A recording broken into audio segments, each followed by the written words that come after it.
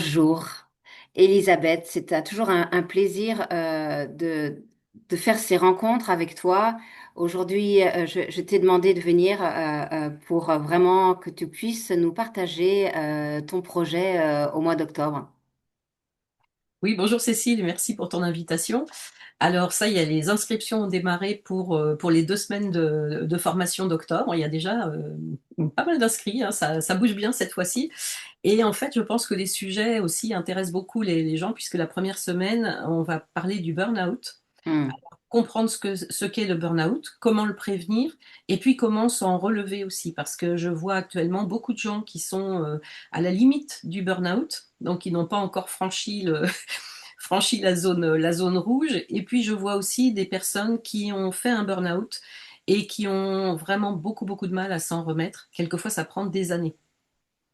Et les traitements classiques qui sont proposés, où il y a souvent des antidépresseurs ou des choses comme ça, en fait, ça ne résout pas du tout le problème. Non, Ça met un couvercle un peu sur sur c'est la ça. marmite, Ouais. mais en fait, ça n'est pas résolu. Donc, en fait, dans cette première semaine sur le burn-out, on apprendra euh,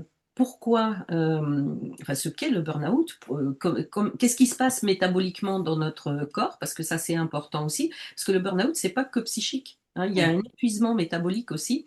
Donc ça, c'est facile à comprendre même pour quelqu'un qui n'a pas fait d'études médicales, hein, c'est ouvert à tous.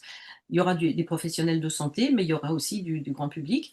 Et en fait, tout le monde va pouvoir voir les différents aspects du burn-out, donc cet épuisement métabolique, les signes précurseurs aussi, hein, Avant-coureur, ouais. qu'il faut connaître de manière à pouvoir se dire, tiens, là j'ai un petit signe d'alerte, il serait bon peut-être de réagir avant que ça s'aggrave.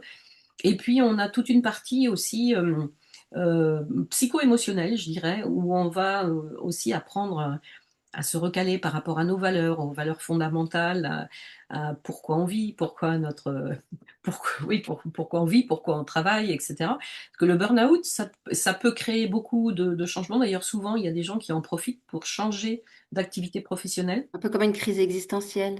Oui, ou c'est un petit peu comme, tu vois, quand tu es presque au fond de la piscine ou tu as coulé, tant que tu es entre deux eaux, tu sais pas trop où tu vas et tu sais que de toute façon, quelquefois, il faut vraiment aller jusqu'au fond pour pouvoir là donner un bon coup de pied pour remonter à la surface. Eh bien, Ouais. là, ça peut être la même chose aussi et c'est pas parce que on est à un moment où on est très très mal qu'on peut pas en remonter et quelquefois on remonte plus vite, justement quand on est dans cet état où on a vraiment atteint le fond. Et je travaille aussi avec un nomade qui nous emmène dans le désert pendant 2 jours et qui est quelqu'un qui a une philosophie de vie qui est vraiment exceptionnelle. Il est très très bienveillant, il fait attention à tout le monde. C'est pas quelqu'un qui va parler de manière à outrance, mais en fait, il regarde toujours tout le monde. Si tout le monde va bien, si tout le monde a bien mangé, s'il n'y a pas quelque chose qui On ne est va en pas. plein soin, quoi. On est en plein soin. Voilà. Et il va au-devant des gens. Il parle très facilement de choses, enfin, des choses qui sont des choses fondamentales de la vie. Et en fait, cette parenthèse de 2 jours dans le désert, ça fait un bien fou sur le plan humain. Et ça nous permet après d'aborder les 5 jours de formation où on a 4 heures. 4 heures de formation chaque matin. Et cette parenthèse dans le désert fait que le groupe est très, enfin, on a une cohésion de groupe qui est vraiment très bonne parce que dans le désert, il n'y a plus le docteur Intel, Madame Truc, voilà. Il n'y a plus que des êtres humains individuels qui sont dans un environnement plus ou moins hostile quand même, hein. On n'a pas les douches à volonté, on vit dans un endroit quand même un petit peu plus rustique. Et en fait, ce retour à la nature nous permet aussi de nous dire ou de nous montrer l'importance d'avoir de l'eau au robinet quand on ouvre le robinet, Ouais. etc. Le Quand luxe, voilà, quand on a un peu manqué d'eau, alors on n'en manque pas, mais on sait qu'on on peut se pas la restreint. gaspiller. Voilà, on se restreint, on va pas la gaspiller parce que on sait qu'on a que quelques bidons. On a ce qu'il faut pour tout le monde, mais on va pas prendre un bidon d'eau pour faire une douche chacun et après on boit quoi, quoi. Tu vois. Et donc ça nous montre des choses comme ça nous les fait comprendre beaucoup mieux que des heures et des heures de On est théorie. vivant. Voilà. Et puis ensuite, quand on arrive à l'hôtel, Et bien maintenant aussi, quand nous, Européens, quand on arrive quelque part, on dit, ouais, c'est un hôtel 4 étoiles, quoi. Ouais, bon, ouais, il y a du marbre. Bon. Et en fait, quand on vient du désert, on se dit, waouh, on a un lit qui est super Comme un enfant, on confortable. est émerveillé. Et voilà, on a une douche, voilà, il suffit de tourner le robinet et on a de l'eau à la douche, etc. Et on apprécie encore plus le luxe de cet hôtel, bon, qui a été en plus entièrement rénové, donc c'est vraiment très très agréable, où le personnel est vraiment très très accueillant aussi, très souriant, donc ça change un peu aussi de ce qu'on voit parfois en Europe, où on est quelquefois accueilli avec, avec des grimaces. Là, c'est pas le cas. Hmm. Et, euh, et on a des grands buffets aussi au restaurant de l'hôtel. Le chef est vraiment très... Il vient souvent d'ailleurs dans la salle de restaurant pour savoir si les clients sont contents. Voilà, donc moi je lui fais des compliments à chaque fois parce que c'est vrai qu'on mange très très bien. Il fait des petites pâtisseries. Moi qui suis pas très dessert, des petites pâtisseries maison. Tout est toujours fait maison là-bas et on le sent. Hein, c'est vraiment Ouais, excellent. ils ont une qualité du recevoir, Voilà. Mm. c'est formidable et ils savent y manger. J'ai deux questions, Elisabeth. La première, c'est, OK, donc le séjour, il y a 2 jours en premier, tout de Oui, suite comme un choc voilà. dans le désert et après on passe à la formation. C'est bien ça? Voilà. Alors les deux Donc jours on dans se le désert. déshabille, c'est ça, c'est un petit peu Voilà. Bah alors euh, les deux jours dans le désert, initiatique. voilà. Les 2 jours dans le désert sont optionnels parce qu'il y a des gens qui souhaitent pas y aller. Bon, c'est assez rare, mais bon, ça arrive. Et ça, je ne force personne. Bien Chacun sûr. fait comme il veut. Voilà. Et puis ensuite, on a les 5 jours suivants. On a des cours le matin de 8h30 à 12h30. Alors, c'est pas difficile de commencer à 8h30 parce que là-bas, il fait jour assez Très tôt, tôt. donc on est réveillé de toute façon. Et puis, et puis l'après-midi est libre. Donc, ça nous permet de profiter du spa pour ceux qui veulent. Là encore, ça n'est Ouais. pas obligé, mais le spa est vraiment De faire la très, sieste. très grande qualité à un tarif beaucoup plus bas que ce qu'on trouve en France. Donc, pourquoi ne pas en profiter? Ou bien on va organiser aussi. Là, je vais en Tunisie au mois de juillet, donc pour aller organiser justement tout ce qu'on peut proposer comme excursion à la demi-journée sur l'île de Djerba ou la journée sur Tataouine pour les accompagnants, par exemple, qui ne font pas la formation ou autre. Donc, on va proposer un certain nombre de choses. Et ça, je serai en mesure de donner les options à partir de la deuxième quinzaine d'août, là, quand je vais rentrer de vacances. Je vais recontacter tout le monde. Alors, c'est pas obligatoire, mais on va essayer de vous faire des propositions qui soient Excursion intéressantes. facile, voilà. Voilà. Que les gens De puissent fa- avoir le choix. Et ma voilà. deuxième question, Elisabeth, c'était, tu parlais, donc il y a des personnes, donc évidemment, qui savent ce que c'est que le burn-out. Ma question, c'est pour les personnes qui sont en train de regarder et qui malheureusement ont déjà vécu un burn-out, est-ce que quand on en a vécu un, on est un petit peu plus fragile que si on n'en avait pas vécu un avant? Est-ce que ça fragilise? Est-ce qu'on garde cette empreinte? Ce qui ne veut pas dire qu'on va en refaire un, mais est-ce que du coup, est-ce que tout est euh, euh, passé quand c'est fini le burn-out, ou est-ce qu'on le porte avec nous un petit peu et ça peut éventuellement nous fragiliser pour retomber de nouveau si on n'a pas Alors, ça dépend travaillé? comment on l'a géré. Hmm. Si on a pris en compte tous les paramètres, aussi bien métaboliques que psychologiques, si on pense que c'est simplement dans la tête et qu'on ne s'occupe que du côté psycho-émotionnel, ça va pas être assez, parce qu'il faut s'occuper aussi du côté métabolique, il faut s'occuper vraiment de toutes les facettes qui peuvent mener au burn-out. Et on aura d'ailleurs avec nous une femme qui a fait un burn-out, qui est passée par les traitements traditionnels, bon, qu'elle a refusé d'ailleurs, et elle a mis beaucoup, beaucoup de temps à, à s'en remettre. Alors, on peut avoir une certaine fragilité, peut-être la peur de retomber dans le burn-out, mais justement, il faut aussi sortir de la peur et de se dire que c'est pas parce qu'on en a fait un qu'on va forcément en refaire un autre, et voir plutôt le côté positif de l'expérience, même si ça paraît pas positif au départ, mais Il y a un cadeau. Ouais. voilà, dans toute chance, enfin dans toute chose, même dans toute maladie, il y a toujours des choses à comprendre, et puis se dire après que oui, on a fait un burn-out, et oui, on a l'expérience du burn-out. Et même si l'expérience passée n'était pas positive à 100%, eh bien, je pense qu'après cette formation, on aura les clés justement pour aller voir toutes les facettes à traiter du burn-out pour que les gens aillent mieux. Et Mm. d'ailleurs, il y a des personnes qui se sont déjà inscrites pour les 2 semaines, parce que la deuxième semaine, c'est reset corps-esprit, reprends ton énergie, reprends ta vie. Donc en La fait, suite, hein? voilà, ça va être aussi alors pour ceux qui n'ont jamais fait de burn-out et qui choisissent de faire que la deuxième semaine, c'est OK aussi, il y a pas de problème. En fait, ce sera pas un copier-coller de la première semaine parce que justement, je ne veux pas faire la même chose dans les 2 semaines. Mais on aura des choses sur tous les aspects de la vie aussi, comme enfin, les choses qu'il faut regarder au niveau métabolique, Bien sûr. au niveau psycho-émotionnel, toujours notre pourquoi on est là, pourquoi on vit, à quoi on sert sur cette terre. C'est intéressant de se poser ces questions-là. Et puis aussi, qu'est-ce que je voulais dire? Je pensais à autre chose. Ah, l'idée est partie. Si, et voilà, c'est ça. Travailler aussi sur tous les aspects, sur la mémoire, etc. Parce que souvent, on perd pied parce qu'on se rend compte qu'on nous en demande de plus en plus et qu'on n'arrive plus à mémoriser ou à être performant dans ce qu'on nous demande. Donc il y aura aussi des choses de ce côté-là avec des astuces, comment mémoriser plus facilement, Ouais. comment Des s'organiser entraînements cognitifs, hein. Mm, mm. voilà, comment s'organiser aussi pour comment on peut faire pour ne pas être pris de court, etc. Donc il y a plein de choses qui peuvent être mises en place. Je l'ai déjà proposé dans une autre formation qui a priori n'avait rien à voir, mais c'était pour des professionnels de santé qui commençaient à être un peu débordés, par exemple dans un cabinet dentaire où on a quelquefois des consignes à donner au patient. Et le patient, ben, si on lui donne trop de consignes dans la consultation, ça rentre d'un côté, ça ressort par l'autre.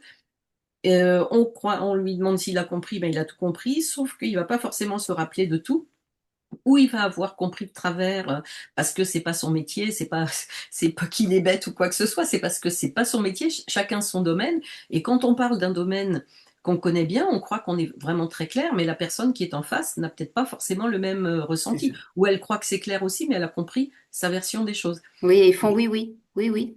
Oui, c'est ça. Et puis dans cette formation, je leur avais dit, faites des écrits, euh, mettez toutes les consignes, par exemple une suite d'extraction, eh bien, prenez le temps de faire un feuillet A4, par exemple, sur lequel vous allez mettre voilà, les consignes, ce qu'il faut faire et ce qu'il ne faut pas faire après l'extraction pour que tout se passe bien, que la cicatrisation se passe bien. Et je leur ai dit, mettez ça dans des jolies pochettes. Mais on peut faire à pas cher du tout, on n'a pas besoin de faire imprimer des trucs. Maintenant, avec les ordinateurs et les imprimantes qu'on a, on peut faire plein de choses. Et puis, au moins, le patient, il repart avec son petit dossier dans sa pochette plastique et il peut pas dire qu'on lui a pas dit puisque on lui a remis le papier. Et il peut le relire parce qu'il est un petit peu peut-être en hyperchoc Voilà, aussi, c'est hein. ça. On a travaillé sur son physique, donc Voilà, c'est ça. Alors c'est on pas peut le mettre, moment de retenir plein de choses. voilà, on peut mettre des photos, on peut mettre différentes choses comme ça parce que faut pas oublier qu'il y a des gens qui sont visuels, il y en a qui sont plus auditifs, il y en a qui sont plus kinesthésiques. Donc bon, il faut penser à tout ça aussi de façon à ce que ce soit bien compris. Et j'ai revu des praticiens qui étaient venus dans cette formation. Et en fait, j'étais allée dans le cabinet et c'est les assistantes elles-mêmes qui m'ont dit, regarde ce qu'on a fait et qui m'ont sorti les pochettes avec tous les trucs qui étaient déjà mis dedans. Oh, je les ai félicités, je leur ai dit, bah alors là, Nickel, vraiment nickel. super. Et je leur ai dit, est-ce que ça vous a facilité le travail? Elles m'ont dit, bah oui, Eh oui, il y a moins de coups de téléphone et voilà, répéter les choses. c'est le jour et la nuit. Alors, ça prend du temps à mettre en place au départ. Et c'est pour ça, comme on est souvent la tête dans le guidon quand on a trop de travail, eh bien, on ne prend plus le temps de s'arrêter pour réfléchir à comment on pourrait organiser, comment on pourrait faire pour que ce soit mieux. Et puis, on n'y pense pas parce que de toute façon, on a tellement de choses plus urgentes à On n'a passer. pas le temps d'y même d'y penser et de le projeter. Voilà, c'est ça, c'est ça. Donc c'est pour ça que ça fait du bien de s'arrêter un petit peu et comme je te dis, qu'on soit professionnel ou qu'on soit particulier, parce que pareil, en tant que particulier, on a toujours un tas de choses à gérer, même pour la maison, pour les enfants. Enfin, on a tous un travail aussi la plupart du temps. Et donc, et on veut toujours que tout soit bien impeccable, etc. Et il y a des astuces dans tout, aussi bien pour faire le ménage que pour s'organiser au niveau administratif et tout. Et ça peut paraître tout bête, mais déjà de passer en revue tout ça, il y a des personnes qui disent ah bah oui, bah j'avais pas pensé à ça. Et pourtant, il y a des fois, moi j'ai l'impression que je dis des trucs vraiment très simples, très basiques. Et en fait, bah non, faut revenir souvent aux bases, aux fondamentaux pour remettre en place un socle qui va être vraiment, euh, vraiment solide pour que après on puisse faire plus de choses. Et puis il faut Plus de apprendre paix, plus de temps pour soi, plus de paix, plus de plus vie. voilà, plus de choix aussi, dire non à certaines choses dont on n'a pas besoin ou c'est voilà, c'est je voyais tout à l'heure une pub pour je sais pas quel magasin qui vend des. Alors, c'est vendu dans des pochettes, alors pas cher, mais c'est genre pochette surprise, en fait, on ne sait pas ce qu'on achète. Et donc, Ouais, bon, ils ont interviewé des personnes et il y a une première personne qui dit, oh, bah oui, moi ça m'intéresse parce que là, j'ai une pochette qui coûte pas cher du tout. Et puis, oh, dis donc, il y a l'air d'avoir plein de produits dedans, donc je pense que je vais en avoir pour mon argent, etc. Et ils en interrogent une autre après et qui dit, bah non, bien sûr, c'est pas cher. Mais pour le moment, j'ai besoin de rien. Donc, qu'est-ce que je vais trouver dans cette pochette? Si ça se trouve, uniquement des produits dont je n'ai pas besoin. Donc, ça sert à rien. Et en fait, bah, c'est souvent ça. Mais on est pris quelquefois par le marketing ah qui oui, est un une peu société de envahissant consommation. et qui nous fait consommer des choses dont on n'a pas besoin, alors que, ou si on a moins d'argent, bah, comme quand on va quelquefois dans des villages au bord du désert où ils ont vraiment des revenus très très limités, ben, il y a juste ce qu'il faut pour vivre, hein. On ne va jamais trouver de superflu et surtout pas des produits bon marché qui servent pas à grand-chose. Même pour la cuisine, hein, par exemple, ils vont pas être équipés d'un tas de robots et de machins. Ils vont avoir un couteau qui coupe bien, Voilà, c'est suffisant. Et et la l'huile, le couteau, il marmite. fait tout. Voilà, c'est ça. Donc, c'est aussi ça, À revenir à l'essentiel. l'essentiel Hmm. pour tout. Et voilà. Et on le fait dans un cadre qui est vraiment super parce que il fait encore beau en octobre, beaucoup plus. Même si la saison est pas, il fera pas 30 degrés, encore que quelquefois il y a des températures encore un peu estivales en octobre, mais bon, en principe, on n'aura pas les températures de l'été. On peut avoir un petit peu de pluie aussi, mais globalement, en octobre, quelquefois, il fait meilleur qu'en avril pour avoir fait les deux Les deux. régulièrement. Ouais. Mais après, bon. Et puis, on a toujours cette. Il fait quand même beaucoup plus doux que chez nous. Et puis, dès qu'on a un moment libre, on peut aller s'asseoir près de la piscine pour bouquiner ou autre. Et c'est le genre de choses qu'on ne prend pas le temps de faire quand on est chez soi, parce qu'on se dit, tiens, j'ai du repassage à J'ai faire. encore ça, j'ai ça, et j'ai ça, Voilà, et j'ai ça. il y Et a le je jardin à dois. désherber. Et il faut. Alors que là, la semaine, elle est dédiée au bien-être. Hmm. Voilà.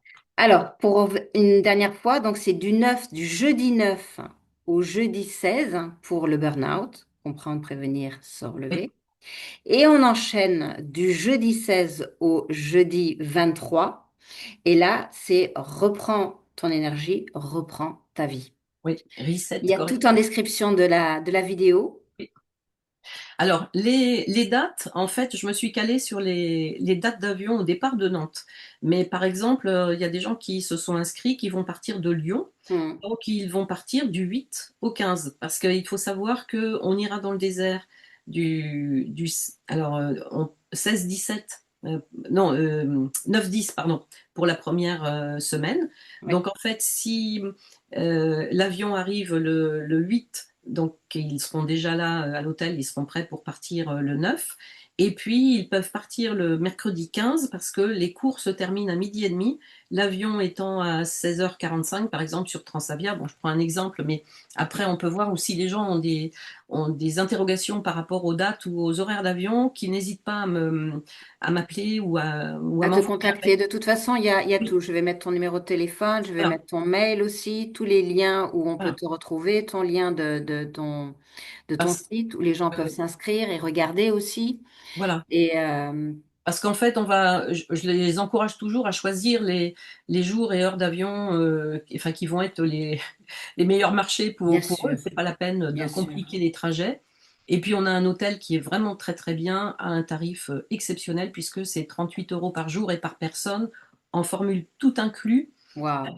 en base chambre double. Donc, ça comprend la nuitée, le petit déjeuner, le dîner et toutes les Waouh. boissons locales qu'on peut prendre au bar de l'hôtel All au cours de la inclusive, journée. 38 € par jour, Oui, en avec base, piscine, chambre double. Et en si chambre une double. personne s'inscrit toute seule et qu'elle est en chambre individuelle, il y a un supplément qui n'est que de 7 euros par jour. Donc, Waouh. c'est donné aussi, hein. c'est Ça, c'est donné. des prix négociés directement avec Ouais. la direction de l'hôtel, puisque bah, je travaille avec eux déjà depuis un certain temps. Ils sont très contents des personnes des groupes que j'amène. Il y a toujours une très bonne ambiance. Il n'y a jamais personne qui va mettre le bazar à l'hôtel. Et au spa, c'est pareil. Je suis habituée à travailler avec ce spa depuis plus de 7 ans maintenant. Hmm. Donc c'est devenu des amis. Hein, voilà. Ouais, très bien, très bien. Ouais. C'est comme ça on est le mieux et bien entouré avec la sécurité et la confiance. Merci Voilà. infiniment, Elisabeth. Merci à toi. Je pense que je referai une interview, évidemment, avec sûrement plein de matériel. Il me tarde d'avoir plein de photos, plein de vidéos que tu vas pouvoir nous partager, parce que je pense qu'on va pas s'arrêter là. Je pense que ça va continuer les années après années, tous les 6 mois, te voir partir à Djerba pour emmener du monde et qui a besoin de reprendre un petit peu la main, l'énergie dans leur vie. Oui, oui. On fera peut-être plus souvent que tous les 6 mois. Hein, moi, ça ne Voilà, me dérange pas. Mais j'imagine, j'imagine. parce que même aller passer les fêtes de fin d'année, enfin, ou le mois de janvier, une partie du mois de janvier là-bas, c'est pas non plus. Il fait plus frais, mais on peut aller dans le désert, justement.